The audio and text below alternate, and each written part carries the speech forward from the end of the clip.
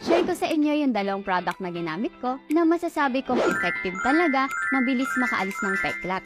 Yung unang product ay si BTY Instaglow. Good for 2 to 3 months na to. Pero kapag madami kayong gagamit, syempre hindi talaga magtatagal to. So ginagamit ko siya sa umaga after ko maligo na parang lotion lang din kapag ina-apply. Sobrang bango nito kasi may powder scent siya.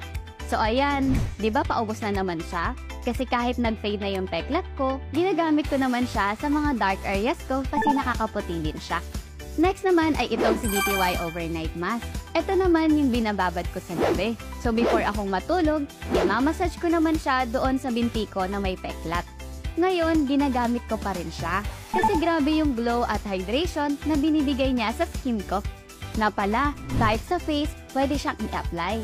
Kung gusto mo ding magpakinis ng face, pwedeng-pwede siya.